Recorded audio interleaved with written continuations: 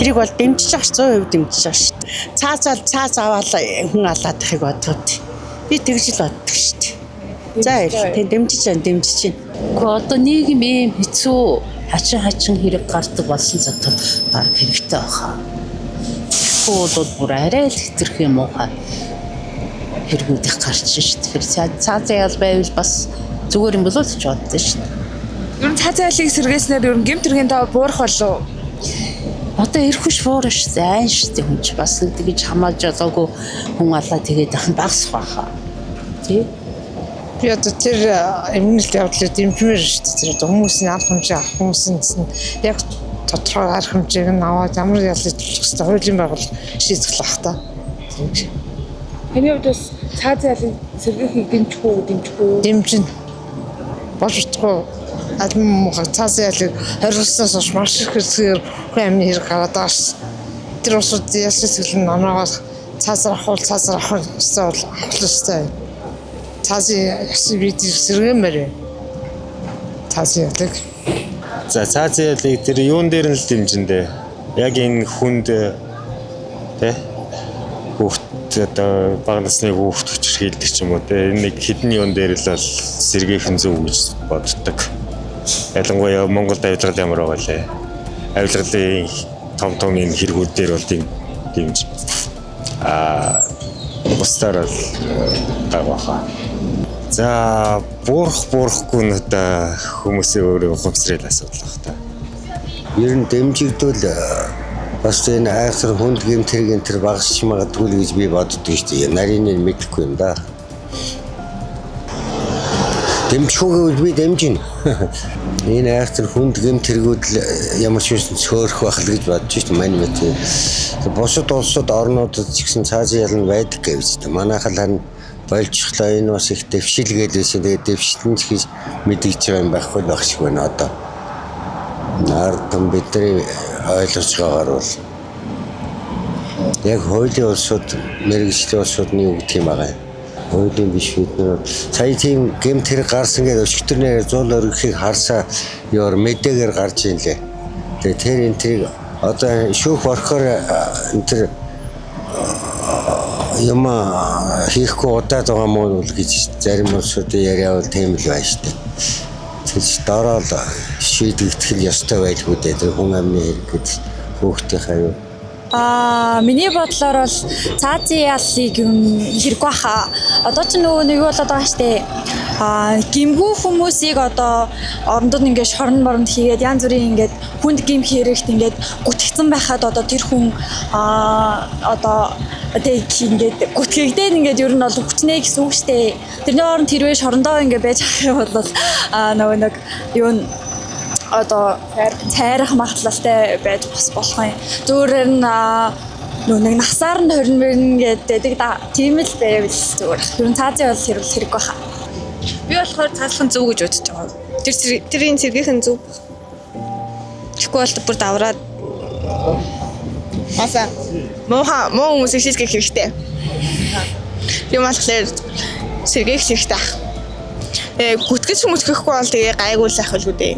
Амир гүтгэл цааслаад байвал бас тэр чинь буруу болчихсон шүү дээ. Тэгэхгүйгээр яг зөв хүнээ олоод шийдгээд байвал зөв л ах. Цаазын ялыг сэргийгдэх юм бол хэрэг гарах нь арай багасах байхаа. Цаазын ял ер нь хоёр талтай л та. Яг сайн тал нь байгаа бас муу тал нь байгаа. Цаазын ял ер нь сэргээх тэмээ гэж боддог. Жишээ нь буруу амир авилгатай уулзчтай яж хаад ямар ч буруугүй хүмүүсийг гэмтээгээд яж магадгүй гэж бодож байна. Тийм. Ер нь цаазын ялыг сэргээснээр одоо гэмт хэргийн тоо буурах болов. Ер нь тодорхой буураад авилгал нь арай ихсэх. Ялан зөөлдөд байгаа болохоор ялтны гараад байгаа гэж бодож байна. Дээрс нь одоо зарим энэ улс төрчид цаазын ял байх ёсгүй гэсэн юм ярьцсан байр суурь илэрхийлсэн байлээ. Миний бодлоор бол цаазын ял байх ёстой гэж бодож байна. Ялын бодлогын чанга бол хэрэг гарах нь багасна. Тий. Одоо ямар нийгэмд амьдраад байна гэдэг нь бас хэрэгэлзээтэй болчлаа. Тийм болохоор цаазын ял байх ёстой. Цаазын ялыг сэргээснээр гэмт хэргийн тоо буурах болов. Гэхдээ ойлгомжтой шүү дээ. Өөрийн ямар шийтгэл хүлээж байгаа гэдгийг мэдж байгаа бол хэрэг хийхгүй байх магадaltaй байхгүй. Дэмждэг шүү дээ.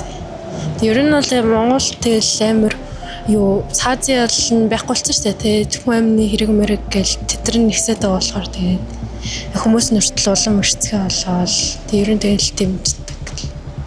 Цаазын ялын сэргээснээр гэмт хэргийн та буурах болоо. Амар буурал гэж боддог. Үр дүнтэй яах вэ гэж бодож байна тийм. Хамаагүй үр дүнтэй л ах нэг асуудал. Ер нь бол зөв гэж бодож байгаа шүү дээ. Яг тэ нөхцөл байдал нь одоо бид хүн болгоныг цаацлахгүй нь ойлгомжтой шүү дээ. Тэр тийм иргэсэн. Гэхдээ яг нөгөө юу тэ ямар байдлаар үүсэн бэ, үлдсэн бэ. Тэр нөхцөл байдлаас нь хамааруулаад зарим нөгөөнд бол тэ одоо нөгөө тэр ялын дээд хэмжээ буюу цаацлахыг бол гүн бол зүйтэй, зарим нь бол арай л хэрцгий тэ бас ингээл юу яасан үйлдэлүүд гаргаж байгаа хүмүүс бол дахиж тэр хүн ингээ тэгээ байн үйлдээд байгаа хүмүүс ч гэсэн ингээл дахин ингээл хэрэг аваад тэг ингээл хоригдоод бизнес цаазын ялыг сэргээжүүл бас жоохон чангараад тэг нэг тийм шорт суртахуунтай бас арай өөр болох болов гэж бодож байгаа шүү дээ. Ер нь цаазын ялын сэргээснээр гэмт хэргийн та буурах болоо таны бодлоор юу гэж бодож байна? Буурах гэж бодож байгаа шүү. Тийм одоо зүгээр ингээл хэрэг хичээл ингээд те баг нөгөө нэг хэдэн жил те тэгэл аягууллал ингээл бас нэг хэдэн жилийн дараа ингээл нөгөө нэг өршөөлөлт өдр ч гэдэг юм уу тийм ингээд суллагдаад дахиад хэрэг хийгээ яваад байгаа шүү.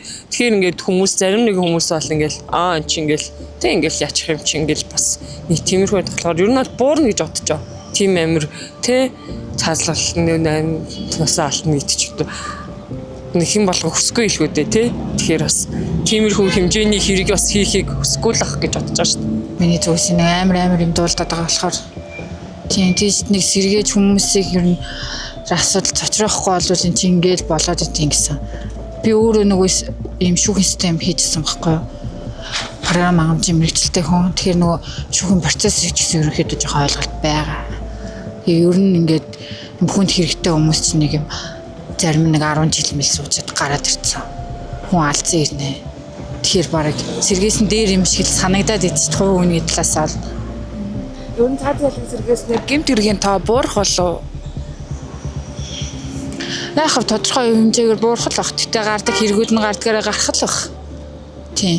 Гардаг хэрэг нь нэмэлтээр бас нөгөө цаазын ялтаа хамт нөгөө жижиг хэрэгүүдэд гэсэн яг уйлдуулаад яаж хийдэг хэвээр энэ хөгжингөө орнууд чинь яаж хийдэж чадаад байгаа нь тэрийг бас аягуусаа судлаад бодтол хэрэгжүүлэхгүй бол зүгээр нэг юм одоо ингэчээ байнга хуулиа өөрчлөөдөө бол бас хэцүү юм шиг байл шүү дээ тийм. Тэгж л утчих. За баярлалаа.